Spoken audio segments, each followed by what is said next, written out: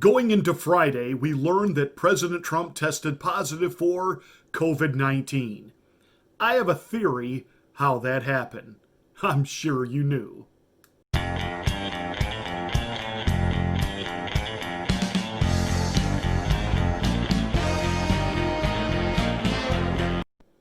Well, the predictions that I had and that others had regarding the Democratic liberal reaction to President Trump having coronavirus, of course, all turned out to be absolutely spot on.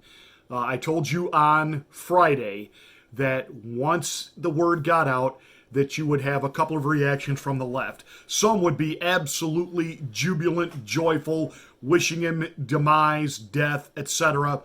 That was pretty much the line taken by the classless Saturday Night Live, wishing him a very long, drawn out recovery. Wasn't that nice of them? And, they're so funny. But we also knew that we were going to start hearing, shame on you, President Trump. It serves you right, which was kind of the reaction from Nancy Botox Pelosi, hoping that this is an eye opening event for him to stop taking this so cavalier, so callously. Maybe now, finally now, he will realize how serious it is and start listening to the experts, yada, yada, yada, yada, yada. Let's put all that to the side. You even had some like Michael Moore saying, I don't even think he's got it. I think he's making it up. He's playing this for sympathy. There were those that were having prayer vigils for the president, being mocked by others for doing so. Let me just put this out there. I do think the president tested positive for COVID. As I've already told you, I know someone, and I don't want to get them in trouble, that within the span of a week, they got tested literally 4 times for COVID because of their job. 2 of those tests came back negative. 2 of those tests came back positive, all within the same week, bouncing back and forth. I have always challenged the validity of the accuracy of these tests. I'm even being told that the common cold can actually trigger a positive result. I don't know. I'm not a doctor, nor do I claim to be one, nor do I claim to be an expert on all things corona related. But I do know an October surprise when I see one. I do know political dirty tricks when I see them. And don't you think it's just a little too convenient going into the final stretch, the final month of this election cycle, that the president and people who were around him in the recent days gearing up for more presidential rallies and debates, etc., etc., etc., that all of a sudden the president comes down with it. All of a sudden, people who have been around him, like Chris Christie, who are helping him in debate prep, they come down with it. Nobody on the Democratic side, because they all wear masks and they follow the protocols and they do what Dr. Fauci says to do. They're just, say, President Trump had just enforced mask mandates, we wouldn't have these problems. Well, a little convenient that now he has it. So the conspiratorial side of me wants to know, how'd he get it? Who gave it to him? No, I don't mean who did he come in contact with that he picked it up from, because they're constantly screening and checking everybody. Who, within his administration, gave it to him? Not by breathing on him, but in a pill, bottle of water, an injection. Mr. President, you need this battery of what we're doing to help you keep your immunity up. Who purposely gave the president COVID? Who purposely is always seen being so positive and in his corner? The guy I refer to as the enemy within. The guy who, when he was a governor, oversaw epidemic outbreaks in his state because he sits on the same boards of Big Pharma and travels the world giving speeches about viruses and outbreaks with Dr. Fauci and put Dr. Fauci as point man on the Corona task force. Who is that man? You know who I'm thinking. I'm not going to say it, but you know exactly who I'm thinking. And again, I don't have any proof as far as evidence, as far as caught anybody on camera. I'm just looking at all this thinking, my, oh my, oh my, this is so convenient, kind of like a Russian collusion. This is so convenient, kind of like, oh, he was heard intimidating the ambassador of Ukraine. See, the guilty parties, they never actually go to trial. They never actually get arrested. They never actually have anything through the judicial process happen to them.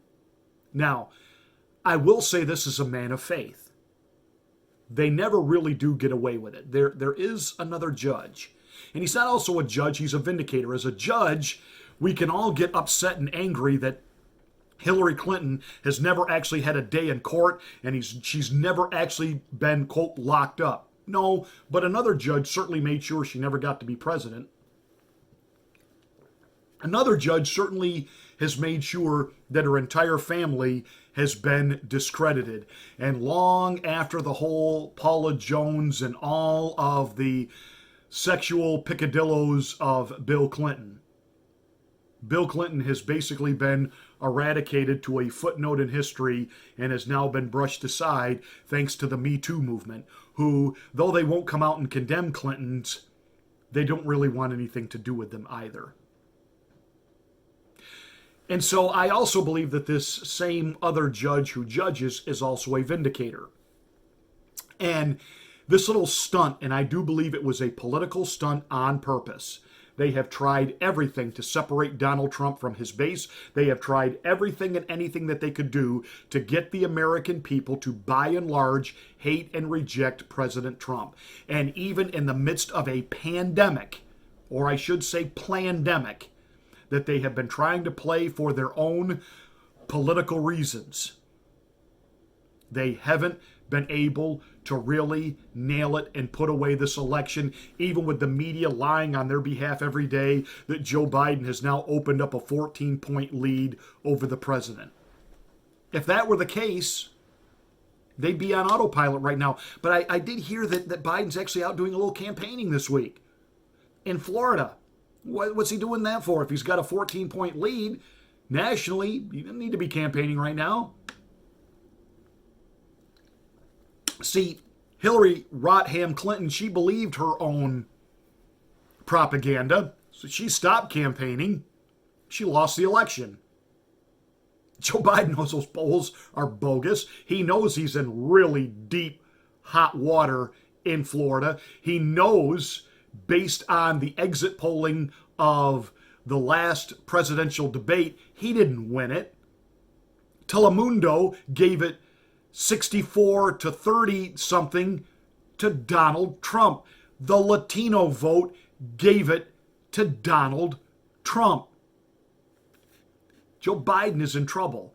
He's losing the African American vote. He is in deep water trouble. And I'm telling you that this is another deep state attempted takedown of the president, give him coronavirus. But it is now also becoming a backfire. And it's a backfire on two fronts. Number one, the American people have given him support and sympathy.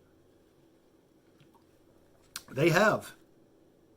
And the fact that at any moment he's going to be discharged from the hospital and basically back to his regular routine after about 48 to 72 hours of cautionary observation.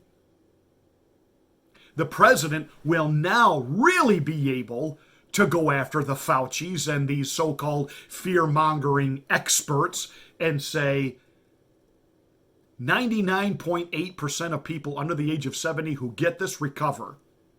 And 95% of the people over the age of 70 who do not have serious, over-the-top, extenuating health issues will recover. I'm living proof. America, we need to stop being afraid of this. We need to understand it is a virus. It is here. We're going to get it over with, and get on with your lives. Stop living in fear. Stop living under mandates. Stop walking around in your mask, which does nothing, and go live your life. I am living proof. Look at me. They're constantly talking about my mental health and my physical health. I'm the guy who eats Big Macs and McDonald's French fries. Look at me.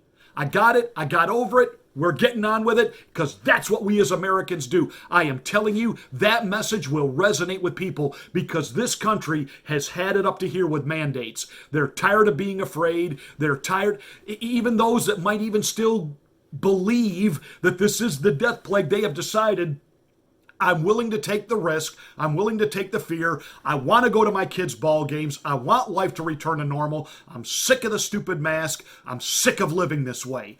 Case in point, Democratic-held Michigan. The Supreme Court of Michigan struck down Witless's demands to continue dragging out her emergency executive powers. She lost.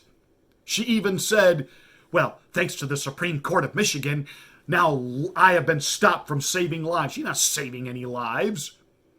She's dragging this out to inflict as much pain on her own constituents, her own state as possible, in the hopes that a Joe Biden presidency will be a financial windfall for Michigan and shore up her own reelection.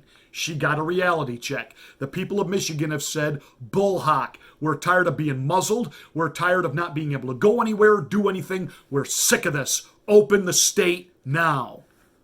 And now she has no choice. If she wants to keep any more lockdowns in place, she has to get the legislature on board. Good luck, sweet pea. Governor DeWine of Ohio was on with Jake Tapper. Because obviously, the president had a big rally before we found out he was COVID. He had one in Ohio. And Jake Tapper wanted to point out to DeWine that your own lieutenant governor was trying to get the people at that Trump rally to put on masks, and they booed him. They booed him. And DeWine said, well, here in Ohio, it's not a mandate, but it is a strong recommendation that when we're hoping that the people put on the mask to save lives. We're hoping. Wait a minute. We are under a mandate in Ohio. Or aren't we? Because, see, the governor, depending on who he's talking to, doesn't tell the truth. He's a rhino with a capital Rhine. He is a John Kasich. And for DeWine, because remember, Ohio's in play. It's a swing state. The president doesn't have a lock on Ohio. But Jim Jordan said, yeah, he's got Ohio. Oh, trust me. Donald Trump has Ohio. And the fact that DeWine, who has placed us under a mask mandate, would go on CNN and say, no, we're not under a mandate.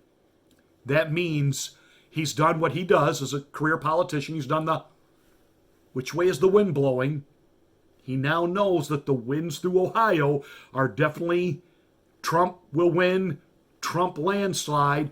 Oh, we're not under any mandates here. Because he knows November 4th, Mr. Governor, you better be in full line with the Trump agenda or you're toast. That means no more mandates. This was another coup attempt to take the president out, make him sick, be able to say, see, he didn't listen, he didn't listen, he didn't listen. But that other judge I was talking about a few moments ago, who's a vindicator, he just loves to mess up, shall we say, evil plans. The president is doing very well. He's recovering well. He's strong. He's healthy as a horse. He's going to get through this. And then he will have the wind at his back to say, America, stop being afraid of corona. See, he can't get rid of Fauci and that gang now. They've become too influential. They have become too ingratiated into the minds of people that, despite the fact you try to logic with them and say, did you ever hear of Anthony Fauci before the middle of February? No. So why is all of a sudden he become the Messiah, the be-all, end-all? because the media have propped him up as such. The enemy within, Mike Pence, did I just say that word?